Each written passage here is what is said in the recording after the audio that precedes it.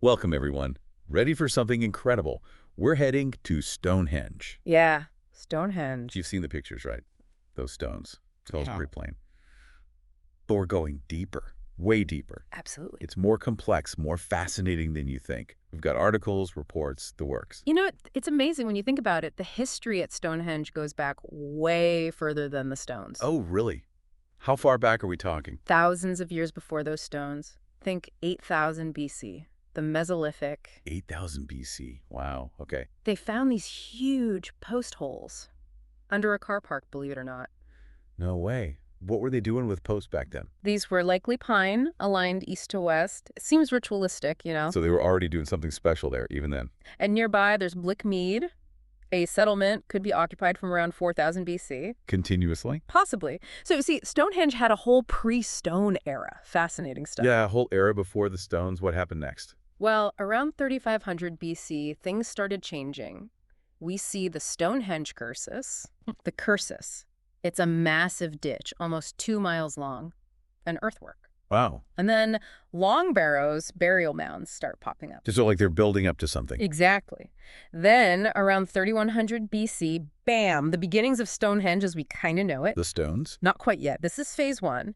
A circular ditch and bank, huge, about 360 feet across. Okay. Big circle. Inside, you find the Aubrey holes, 56 pits, all in a circle. 56 pits. What were those for? That's the mystery. Timber posts, maybe? A timber circle? Or burials? Could be rituals with the blue stones? Still a puzzle. Interesting. So ditch, bank, Aubrey holes. What's next? Phase two, around 2,900 BC, timber structures show up, and cremations. Lots of them. Like a cemetery. Could be the earliest cremation cemetery in the British Isles. Right there. Wow. So it's getting more serious now. Yeah. But when do we get to the stones? Phase three, hold on to your hats, because here come the blue stones. Around 2,600 BC. Okay, finally the scones. But where do they get blue stones from? The Preseli Hills. In Wales. Wales. Hold on. How far is that? Over 150 miles. 150 miles.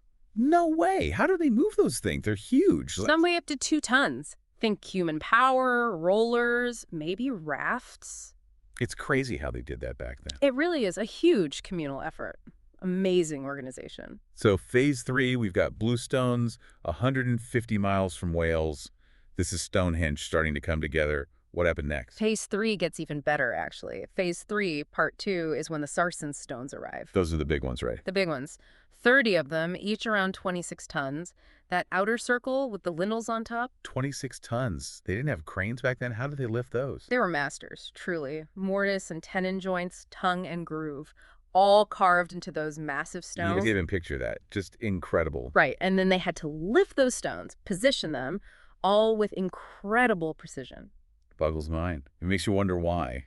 Why go to all that trouble? What was so special about Stonehenge? Well, that is the big question, isn't it? What was the purpose of Stonehenge, and why did they invest so much in it? That's what I want to know. What was it all for? We've got a lot to unpack there. So many theories, and some incredible recent discoveries, too. I can't wait. We'll be back soon to explore those theories and discoveries. Don't miss it.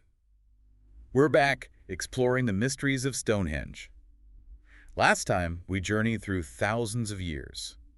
From simple earthworks to, well, Stonehenge. Yeah, we talked about the Aubrey holes, those blue stones all the way from Wales, and those massive sarsen stones. What a feat. It really makes you think, the effort, the skill.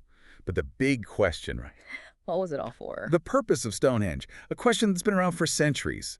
Archaeologists, historians, everyone wants to know. So many theories out there. Let's hear them.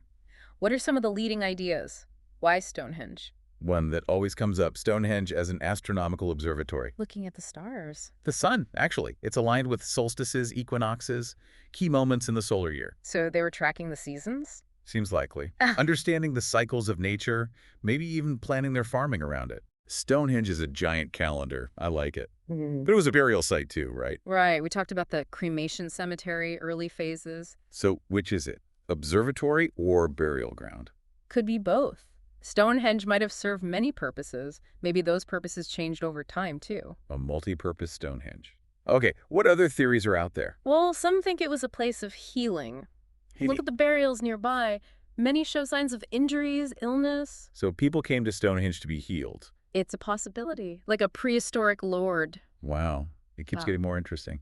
What else? Don't forget the landscape. Stonehenge isn't alone out there. Oh, right. There's more around it. Durrington Walls, for instance, could have been a settlement for the living, Stonehenge for the dead, Living and dead, two separate places. connected by the River Avon, and those avenues for processions. People moving between the sites, ceremonies, rituals. Honoring ancestors, maybe. Yeah. Celebrating the seasons, connecting with something bigger. It's an incredible image. So much happening around Stonehenge. Yeah. But what about now?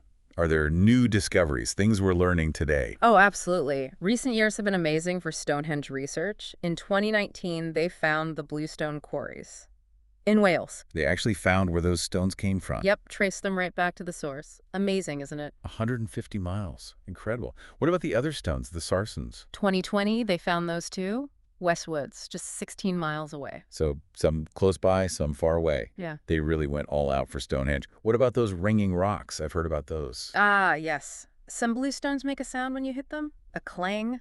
They ring. In a way, some think those sounds were important to the builders, maybe for healing, rituals, who knows? Stonehenge, a giant instrument. Right. Love it. What other discoveries have there been? Well, there's this idea maybe the bluestones came from another stone circle in Wales, Wan Mon. They took apart one stone circle to build another. It's a theory, taking the sacred energy from one place to another. That's fascinating. Anything else? The altar stone, that big one inside the circle.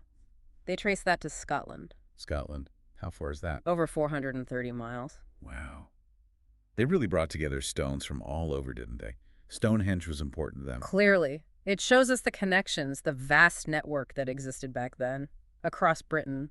So what happened after all that construction? Did people just forget about Stonehenge? No, not at all. We find Roman coins, medieval artifacts. It remained a place of interest So it wasn't abandoned. People kept coming back. right through history. But things got a little tricky in modern times. Stonehenge had its challenges. Really? Like what? There was an aerodrome right next to it at one point. An airport next to Stonehenge. Hard to imagine, right? But people realized they had to protect the site. Thank goodness for that. Big efforts to restore the landscape, remove those structures, and today, it's a World Heritage Site. So it's safe now. Protected for everyone to enjoy. What about the Druids, though? You're connected to Stonehenge, right? It's a complicated relationship. No evidence ancient Druids used Stonehenge, but modern groups have embraced it. Especially during the solstices, I've heard. It's become a place where ancient history meets modern spirituality. Really fascinating. Stonehenge is more than just stones, isn't it? It's a living monument, still inspiring, still causing debate, a testament to humanity's connection to the past. It really makes you think. But what about the future of Stonehenge? What happens next? That's the question, isn't it? And that's what we'll explore in the final part of our journey. Stay tuned. Back again. It's our final look at Stonehenge.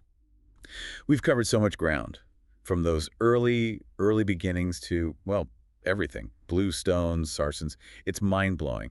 But now I'm thinking, what about the future? Those stones have been there forever. The stones are one thing, but how we understand Stonehenge, how we experience it, that's always changing. For years, people could walk among the stones, even climb on them. No way. Seriously. They let people climb on Stonehenge. It's true. But we've learned, haven't we? These days, it's all about protecting it and making sure it lasts. Yeah, I get that. Millions of visitors, all that wear and tear. But you still want people to see it, right? Of course. It's a balance. And that's where technology comes in. Those 3D laser scans they're doing, amazing stuff. 3D scans. Like a digital copy. Every detail preserved.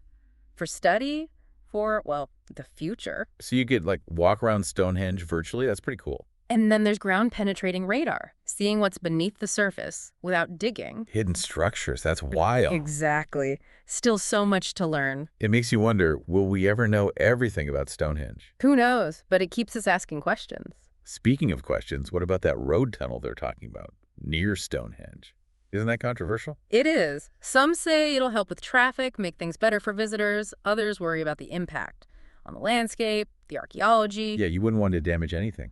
Stonehenge is a World Heritage Site. It belongs to everyone, really. We have to take care of it, for sure. But looking ahead, what are the big challenges for Stonehenge? What do we need to worry about? Well, there's always the threat of, development, things encroaching on the site. And with so many visitors. But honestly, climate change, that's the big one. Sea levels, rain, extreme weather, those stones have survived a lot, but But the world is changing.